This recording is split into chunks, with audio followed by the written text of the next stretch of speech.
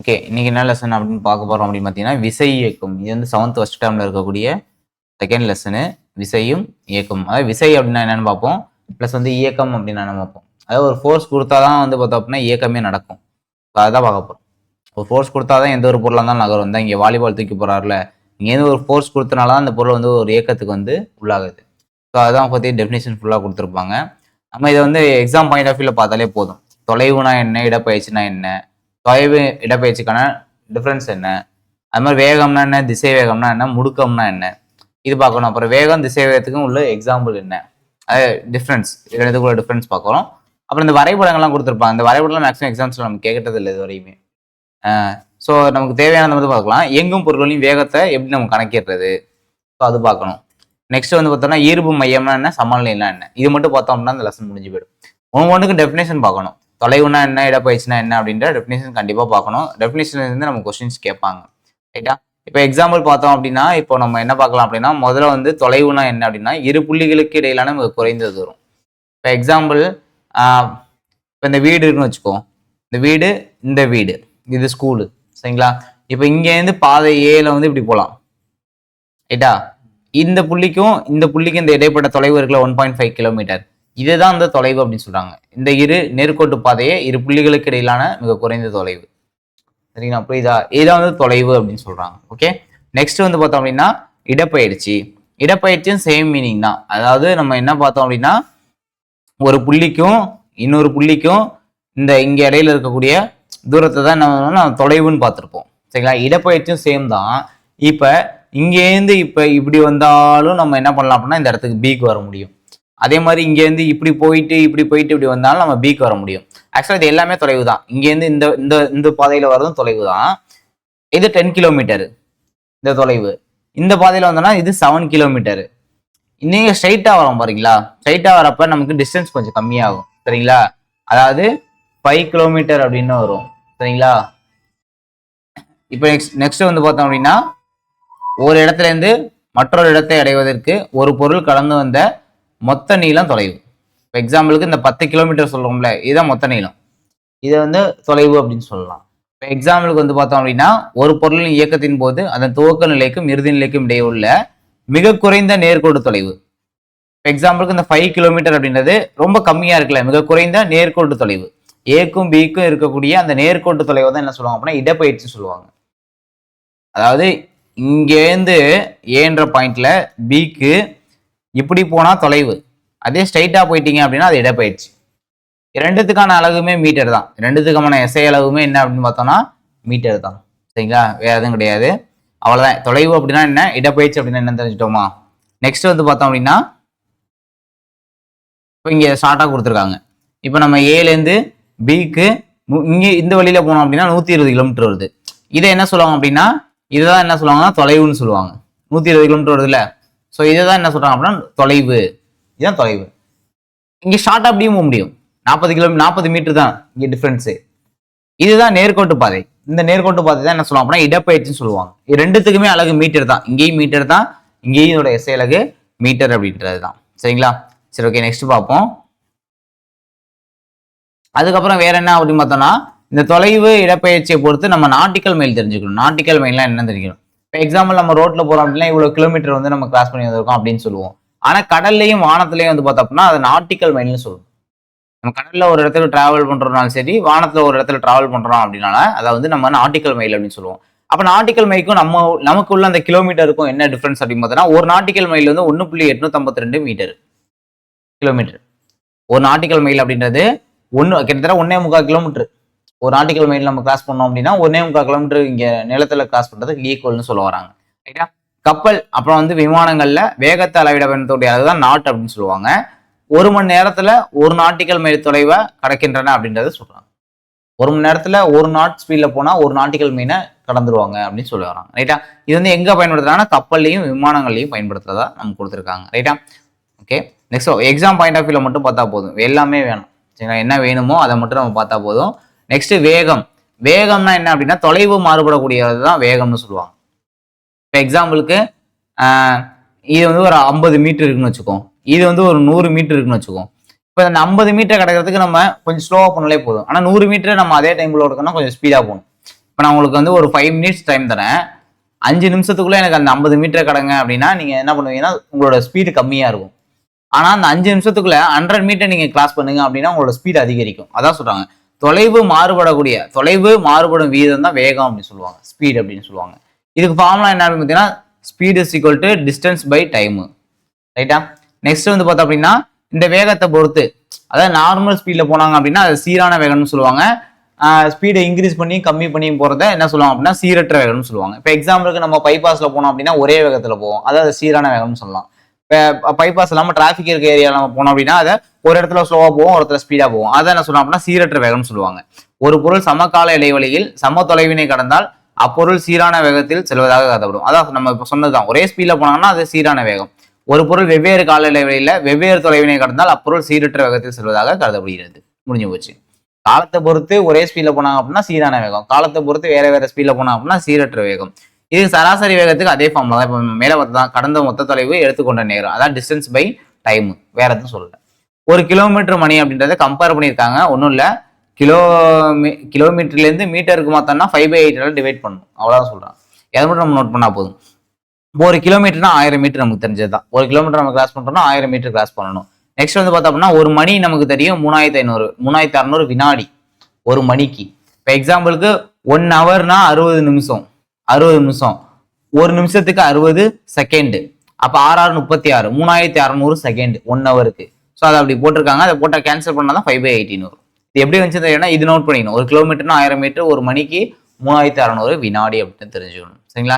இங்க வந்து பொதுவான வேகம் கொடுத்துருக்காங்க. இது மேக்ஸிமம் கேட்க மாட்டாங்க, இருந்தாலும் ஜஸ்ட் ஒரு பொறுத்துக்களை கேட்கலாம். ஸோ அதுக்காக நம்ம ஜஸ்ட் ஒரு பார்த்துட்டா போதும். முக்கியமானது மட்டும் சிறுத்தையோட வேகம், ராக்கெட்டோட வேகம், பயணி விமானத்தோட வேகம், ஸோ இதெல்லாம் மட்டும் பார்த்தா போதும், வேற எதுவும் தேவையில்ல. வேற என்ன கேட்கலாம் அப்படின்னா மனிதர்களோட நடையின் வேகம். ஸோ இது மட்டும் நம்ம பார்த்தா போதும், வேற எதுவும் அவ்வளோ இம்பார்ட்டன்ட் இல்லை.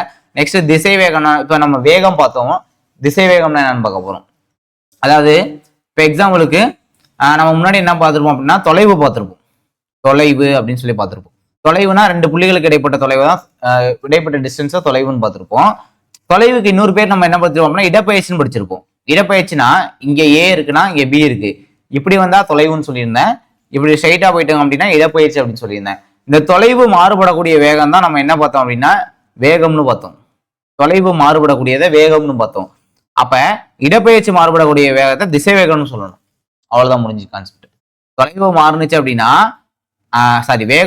தொலைவு மாறுனுச்சுன்னா வேகம்னு பார்த்திருப்போம். அதே இடப்பெயர்ச்சி மாறுபடக்கூடிய வீதம் வந்து திசை வேகம் அப்படின்னு சொல்லணும். திசை வேகத்துக்கும் சேம் தான். இங்க பாருங்க, இங்க கொடுத்துருப்பாங்க திசை வேகம் வெலாசிட்டி அப்படின்னா இடப்பெயர்ச்சி பை காலம். இடப்பெயர்ச்சினா நான் மீட்டர் சொல்லுவாங்க, காலத்தை வினாடி சொல்லுவாங்க. இப்போ மீட்டர் பை வினாடி. ரைட்டா? இப்போ இதுதான் இந்த இடத்துல கொடுத்துருப்பாங்க பாருங்க. இப்படி வரும், இப்படி வர்றது இப்படி வரும். சரிங்களா? இப்படி வந்தா போன சைடுல போடு.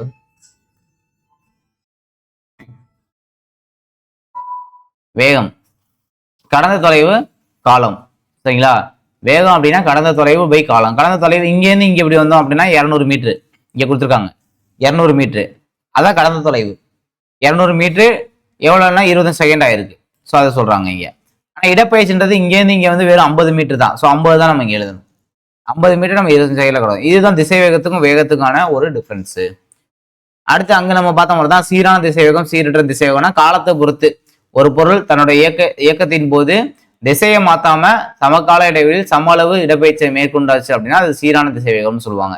எக்ஸாம்பிளுக்கு வெற்றிடத்தில் பயணம் செய்யும் ஒளி, இதுதான் கேட்பாங்க கொஸ்டின். சீரான திசை வேகத்துக்கு எக்ஸாம்பிள் வெற்றிடத்தில் பயணம் செய்யக்கூடிய ஒரு ஒளி, அதாவது சம கால அளவுல சம ஸ்பீட்ல போயிருக்கணும், சம இடப்பெயர்ச்சி அடைஞ்சிருக்கணும், அதுதான் சொல்றாங்க. இந்த சம அளவு இடப்பெயர்ச்சியை மேற்கொண்டுச்சு அப்படின்னா அது சீரான திசை வேகம். ஒரு பொருள் தன் இயக்கத்தின் போது திசையோ இல்லை வேகத்தையோ மாத்திக்கிச்சு அப்படின்னா அது சீரற்ற திசை வேகம் அப்படின்னு சொல்றாங்க. எக்ஸாம்பிளுக்கு இந்த ரயில் நிலையத்திலிருந்து வரும் இல்லை அங்கேருந்து புறப்படும் தொடர்வண்டியோட இயக்கம். ரயில் வந்து ஒரு இடத்துல ஸ்பீடா போகும், ஒரு இடத்துல ஸ்லோவா போகும். ஸோ அதை வச்சு சொல்றாங்க இங்க சீரற்ற திசை வேகம். சீரான திசை வேகம் வெற்றிடத்தில் பயணம் செய்யக்கூடிய ஒளி, சீரற்ற திசை வேகம் அப்படின்னா நம்ம தொடர்வண்டியோட இயக்கம் சொல்லலாம், ரயில் தொடர்வண்டியோடது. அடுத்து சராசரி திசை வேகம். திசை வேகத்துக்கு அப்படியே ஃபார்முலா எடுத்து எழுத வேண்டியது. திசை வேகத்துக்கு என்ன ஃபார்முலா பார்த்தோம்னா டிஸ்டன்ஸ், இடப்பெயர்ச்சி பை எடுத்துக்கொண்ட காலம், அவ்வளவுதான். இடப்பெயர்ச்சி தான் மீட்டர்ல சொல்லுவோம், இங்க வினாடியில சொல்லுவோம். அப்ப மீட்டர் பை வினாடி அப்படின்னு வரும். சரிங்களா? புரிஞ்சதா எப்படின்னு? அடுத்து நெக்ஸ்ட் வந்து பார்த்தோம் அப்படின்னா இங்க அந்த ஃபார்முலா கொடுத்துருக்காங்க, வேற எதுவும் இல்லை. வெலாசிட்டி டிஸ்டன்ஸ் பை டைம் இந்த ஒரு ஃபார்முலா வச்சு தான் எடுக்கிறாங்க. இப்போ முதல்ல நம்ம என்ன பார்த்துருப்போம் அப்படின்னா ஸ்பீடு பார்த்துருப்போம். ஸ்பீடு அப்படின்னா டிஸ்டன்ஸ் பை டைம்னு பார்த்துருப்போம். இந்த ஸ்பீடு தான் இந்த இடத்துல நமக்கு என்ன கொடுத்துருக்காங்க அப்படின்னா வெலாசிட்டின்னு கொடுத்துருக்காங்க. வெலாசிட்டினா டிஸ்டன்ஸ் பை டைம். அதை அப்படியே நம்ம மாற்றியே போட்டுக்கலாம். டி சப்போஸ் இங்கே மேலே போச்சுன்னா வி கீழே வந்துடும். ஸோ அந்த மாதிரி நம்ம ஃபார்முலா வந்து இந்த 3 ஃபார்முலா வந்து கொண்டு வந்திருக்காங்க. ரைட்டா? சரி, ஓகே, நெக்ஸ்ட் பார்ப்போம்.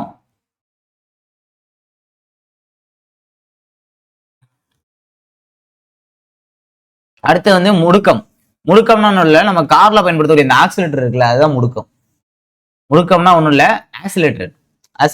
இப்போ எக்ஸாம்பிளுக்கு வந்து திசைவேகம் மாறுபடக்கூடிய வீதம் முடுக்கம். இப்போதான் நம்ம திசைவேகம்னா என்னன்னு படித்தோம். இடப்பெயர்ச்சி மாறுபடக்கூடிய வேகத்தை தான் நம்ம திசைவேகம்னு பார்த்துருப்போம். இப்போ இந்த திசைவேகம் மாறுபடக்கூடிய வேகத்தை தான் முடுக்கம்னு சொல்றோம். அதாவது வேறு வகையில சொல்லணும் அப்படின்னா ஒரு பொருள் வேகத்திலேயோ திசையிலேயோ மாற்றம் ஏற்பட்டுச்சு அப்படின்னா அது முடுக்கமடைகிறதுன்னு அர்த்தம்.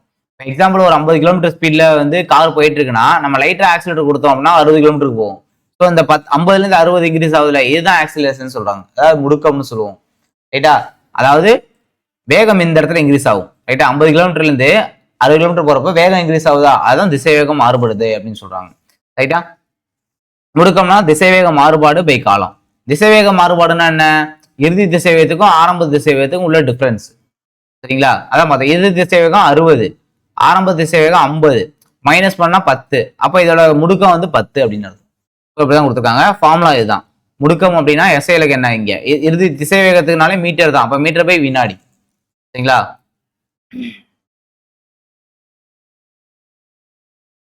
வினாடி ஸ்கொயர் வரும். அடுத்து நேர்முடுக்கம். நேர்முடுக்கம்னா உள்ள ஒரு பொருளோட திசைவேகம் அப்படின்றது காலத்தை பொறுத்து அதிகரிச்சுட்டே இருக்கணும். அதிகரிச்சுட்டே இருந்துச்சு அப்படின்னா அது நேர்முடுக்கம். அப்ப எதிர்முடுக்கம்னா என்னவா இருக்கும்? குறைஞ்சிக்கிட்டே இருந்துச்சுன்னா அது எதிர்முடுக்கமா இருக்கும். அடுத்த சிறுத்தை பாருங்களேன். இந்த சிறுத்தை என்ன சொல்லுது அப்படின்னா எவ்வளவு வேகமா ஓடுன்னு சொல்ல. சிறுத்தை தான் வேகமாக ஓடக்கூடிய ஒரு விலங்கு. கொஸ்டின் தான் கேட்பாங்க. வேகமாக ஓடக்கூடிய விலங்கு அப்படின்னா சிறுத்தை தான். 25 மீட்டர் வினாடியிலிருந்து 30 மீட்டர் வினாடி வரை அதால போக முடியும் அப்படின்னு சொல்றாங்க. வேற எதுவும் தெரிஞ்சுக்க தேவையில்ல. அடுத்து எதிர்முடுக்கம். எதிர்முடுக்கம்னு எடுத்துட்டோம் அப்படின்னா ஒரு பொருளோட திசைவேகம் அப்படின்றது காலத்தை பொறுத்து குறைஞ்சிக்கிட்டே இருக்கும். குறைஞ்சிக்கிட்டே இருந்துச்சு அப்படின்னா அது எதிர்முடுக்கம் அப்படின்னு சொல்றாங்க. ரைட்டா? நெக்ஸ்ட் பார்ப்போம். அவ்வளவுதான், இங்கெல்லாம் வேற எதுவும் இல்லை இதெல்லாம். அடுத்து அதே மாதிரி தான் சீரான முடுக்கம்னா ஒரு பொருளோட திசைவேகம் அப்படின்றது சீரான காலநிலைகளில் காலத்தை பொறுத்து ஏற்படும் மாற்றம் ஒன்று அதிகரிக்கணும் இல்லை குறையணும். அப்படி இருந்துச்சுன்னா சீரான முடுக்கம். ஒன்று டைரக்டா இன்க்ரீஸ் ஆகணும், இல்லைன்னா டிகிரீஸ் ஆகிட்டே போயிட்டு இருக்கணும். அதிகரிச்சு கம்மியாக கூடாது. சரிங்களா? ஒன்று இன்க்ரீஸ் ஆனிச்சுன்னா இந்த பாருங்க 20 இன்க்ரீஸ் ஆகிட்டே இருக்கா. இந்த தியரி மட்டும் தெரிஞ்சுக்கணும். சீரான முடுக்கம்னா என்ன தியரி அப்படின்றத மட்டும் தெரிஞ்சு வச்சுக்கணும். அப்ப சீரற்ற முடுக்கம் அப்படின்னா ஒன்று இன்க்ரீஸ் ஆகும், டிகிரீஸ் ஆகும், அதுதான் வரும். காலத்தை பொறுத்து ஏற்படும் மாற்றமானது சீரற்றதாக இருந்துச்சு அப்படின்னா அந்த முடுக்கம் சீரற்ற முடுக்கம். ஒவ்வொரு அலகு நேரத்திலும் ஒரு பொருளின் திசைவேகத்தில் காலத்தை பொறுத்து ஏற்படும் மாற்றமானது சீரற்றதாக இருந்துச்சு அப்படின்னா அது சீரற்ற முடுக்கம்னு சொல்லுவாங்க. தியரி மட்டும் தெரிஞ்சா போதும். சீரான முடுக்கம்னா என்ன, சீரற்ற முடுக்கம்னா என்ன அப்படின்றத நம்ம பார்த்து தெரிஞ்சுட்டா போதும். வேற எதுவும் இம்பார்ட்டன்ட் இல்லை. சரிங்களா? நெக்ஸ்ட் பார்ப்போம். இது இந்த படம்லாம் வேணாம் நமக்கு, அவ்வளோ படம்லாம் நம்ம எக்ஸாம்ல கேட்டதே இல்லை. அடுத்து வந்து பார்த்தோம் அப்படின்னா அடுத்து நம்ம எதுக்கு போயிடலாம்னா டைரக்டா இங்கே வந்துடலாம். ஈர்ப்பு மையம். சரிங்களா? இப்போ எக்ஸாம்பிளுக்கு வந்து பார்த்தோம் அப்படின்னா ஒரு அட்டையை நம்ம வந்து விரல் நுனியில தாங்கணும் அப்படின்னா இந்த இடத்துல அதோட ஈர்ப்பு மையம் இருக்கும். ஸோ அதனால நம்மளால தாங்க முடியும். அதான் புவியீர்ப்பு விசை பொருளின் ஈர்ப்பு மையம் வழியே செயல்படும் அப்படின்னு சொல்றாங்க. ரைட்டுங்களா? இப்போ நெக்ஸ்ட் பார்ப்போம். எந்த புள்ளியில இப்போ ஒரு பாக்ஸ் இருக்கு அப்படின்னா இதோட ஈர்ப்பு மையம் சென்ட்ரல் இருக்கும். ரைட்டா? எந்த புள்ளியில ஒரு பொருளோட இலை முழுவதும் செயல்படுவது போல் தோன்றுகிறதோ அந்த புள்ளி தான் அதோட ஈர்ப்பு மையம்னு சொல்றாங்க. இப்போ நம்ம தஞ்சாவூர் தலையாட்டி பொம்மைலாம் இப்படி இருக்கும். சரிங்களா? அடியில மட்டும் கொஞ்சம் பெருசா இருக்கும். அப்ப ஈர்ப்பு மையம் இந்த இடத்துல தான் இருக்குன்னு அர்த்தம். ஸோ புவியீர்ப்பு விசை ஃபுல்லா இந்த இடத்துல செயல்படுது அப்படின்னு அர்த்தம். சரிங்களா? வெயிட் இந்த இடத்துல அதிகமா இருக்கும். இதுதான் இதோட ஈர்ப்பு மையம். அதான் இங்க சொல்றாங்க ஒரு பொருளுக்கு ஈர்ப்பு மையம்னா என்ன அப்படின்றத நமக்கு சொல்ல வராங்க. அடுத்து பார்ப்போம். ஒழுங்கான வடிவம் கொண்ட பொருட்களின் ஈர்ப்பு மையம். இப்போ ஒழுங்கான வடிவம் கொண்ட பொருளோட ஈர்ப்பு மையம் பொதுவாக அதன் வடிவியல் மையத்தில் அமையும். அதாவது என்ன சொல்ல வராங்கன்னா இப்போ சதுரம் முக்கோணம்லாம் இருக்குன்னு வச்சுக்கோ. இப்போ சதுரத்துக்கு செவ்வகத்துக்கு ஈர்ப்பு மையம் சென்டர்ல இருக்கும், முக்கோணத்துக்கும் சென்டர்ல இருக்கும், வட்டத்துக்கும் வளையத்துக்கும் எப்பயுமே சென்டர்ல தான் இருக்கும். அதாவது ஒரு பொருளோட மையத்துல தான் இருக்கும் ஈர்ப்பு மையம். ஒழுங்கான வடிவம் உள்ள பொருட்களுக்கு மையத்துல இருக்கும் அப்படின்னு சொல்ல வராங்க. ரைட்டா? இப்போ அளவுகோல் ஒரு தாங்கியின் மீது அதன் ஈர்ப்பு மையத்தில் நிறுத்தப்படும் போது சமநிலையில் நிற்கிறது. ஏன்னா அளவுகோல் எப்படி இருக்கு அப்படின்னா அதோட சென்டர் ஆஃப் த பாயிண்ட்ல தான் அதோட ஈர்ப்பு மையம் இருக்கும், நடுவில் தான் இருக்குன்னு சொல்றாங்க. ரைட்டுங்களா? அடுத்து சமநிலை, அதாவது ஒரு பொருளை அதே நிலையில் வைத்துக் கொள்ளும் திறனே அப்பொருளின் சமநிலைன்னு சொல்லுவாங்க. இப்போ எக்ஸாம்பிளுக்கு ஒரு பேனாவை நம்ம கீழே வச்சோம் அப்படின்னா அது அதே இடத்துல இருக்கணும், அதுதான் வந்து சமநிலை. ஆனால் சில பொருளுக்கு அதை வச்சு ஒரு 3 டைப்பா பிரிப்பாங்க. என்ன அப்படின்னா சில பொருள் சமநிலை இருக்காது, அதாவது உறுதி சமநிலை, உறுதியற்ற சமநிலை, நடுநிலை சமநிலை. இப்போ உறுதி சமநிலைன்னா என்னன்னு பார்த்தோம் அப்படின்னா இப்போ இந்த பாருங்க, இந்த மாதிரி ஒரு முக்கோணம் ஷேப்ல ஒரு பொருள் இருந்து எடுத்து வச்சாங்க அப்படின்னா இது கொஞ்சம் ரைட்ல எப்படி லெஃப்ட்ல எப்படி சாச்சோம்னாலும் திரும்ப நேராக தான் வரும். இதுதான் வந்து பார்த்தீங்கன்னா உறுதி சமநிலைன்னு சொல்லுவாங்க.